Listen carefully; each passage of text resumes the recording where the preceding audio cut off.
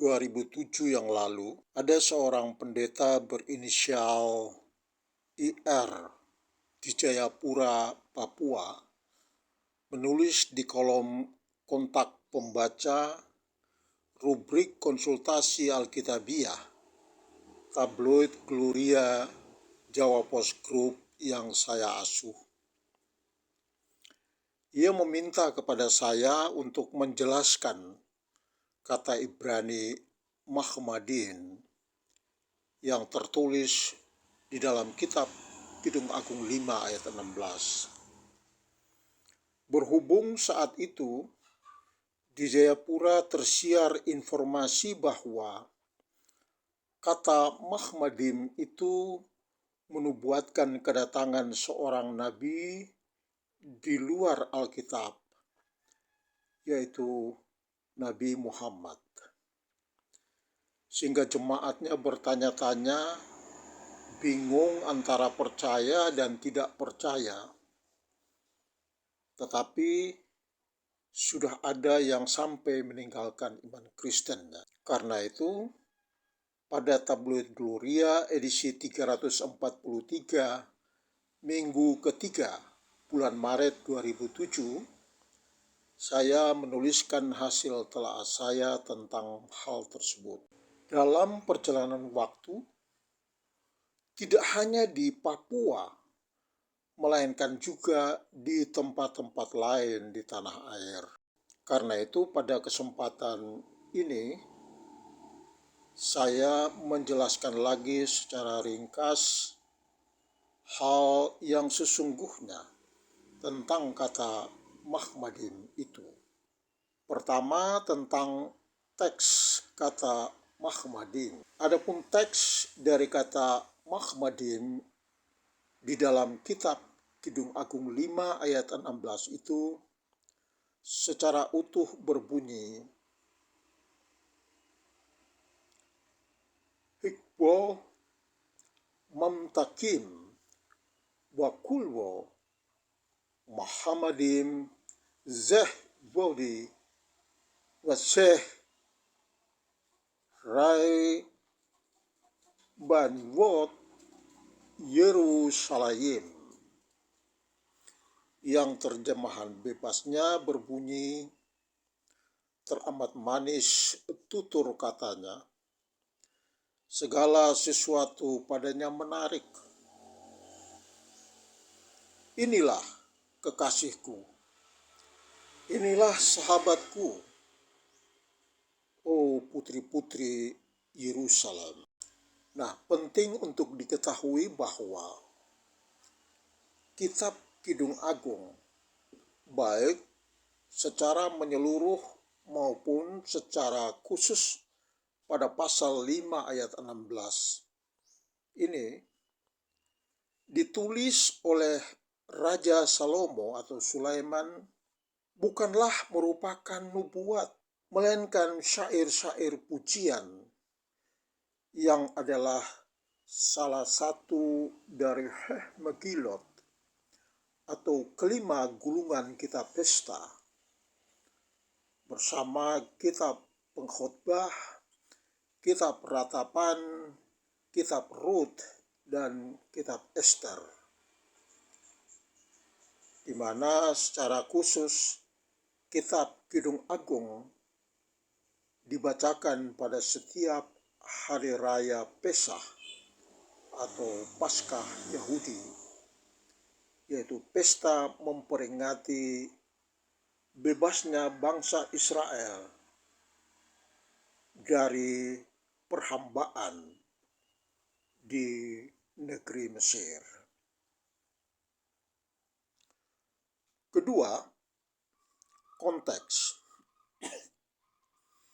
Adapun konteksnya ialah hubungan cinta kasih yang suci, tulus, dan murni antara dua orang mempelai sebagaimana terungkap di dalam pasal 2 ayat 16 yang berbunyi, kekasihku, kepunyaanku, dan aku, kepunyaan dia.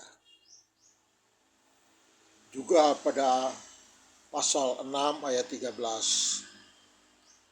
Kembalilah, kembalilah, ya gadis sulam. Kembalilah, kembalilah, supaya kami dapat melihat engkau. Mengapa kamu senang melihat gadis sulam itu seperti melihat barisan tarian perang? Ketiga, analisa kata atau leksikal. Menurut Brown Driver Briggs atau BDB,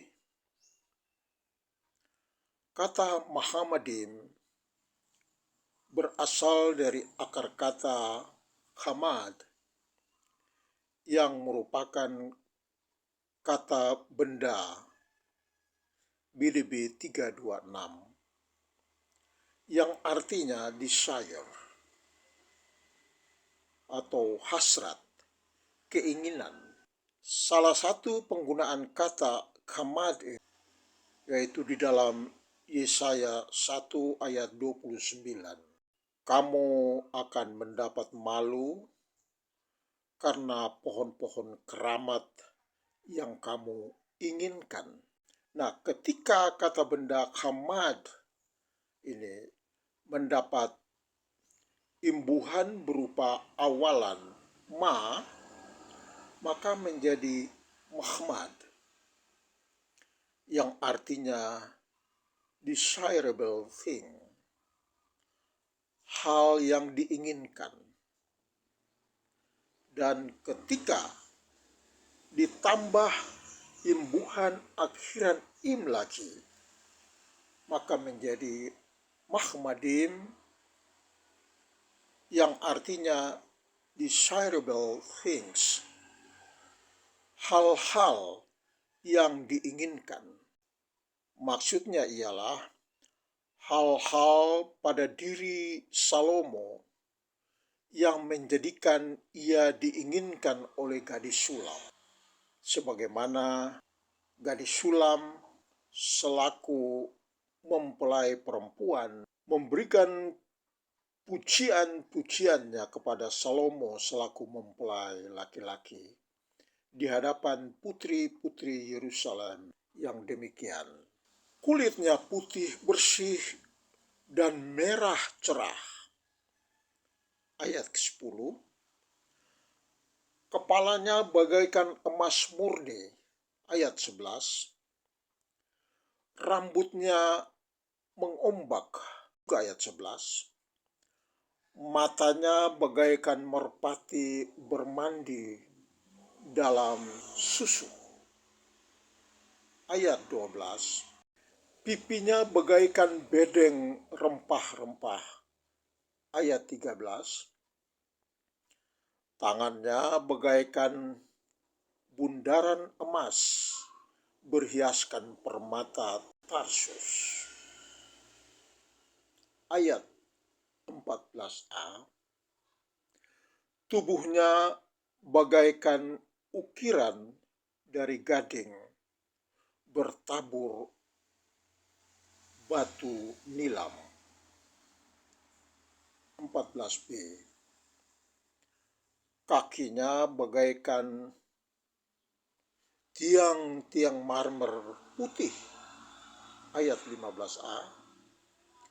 Perawakannya seperti gunung Libanon.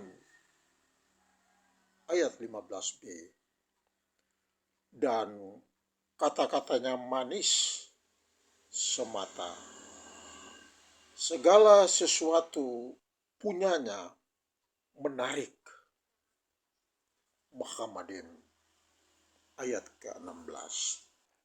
So, berdasarkan teks dan konteks dari Kidung Agung 5 ayat 16 beserta leksikal atau analisa kata ini, maka kesimpulannya kata Muhammadim dalam kitab Kidung Agung 5 ayat 16 itu semata-mata berbicara tentang pribadi Raja Israel, Salomo atau Sulaiman, yang dipuji-puji oleh gadis sulam kekasihnya melalui syair puji-pujian, dan tidak sama sekali berbicara menubuatkan pribadi seseorang, terlebih pribadi dari luar Israel. Sekian, salam kasih dan Tuhan Yesus memberkati.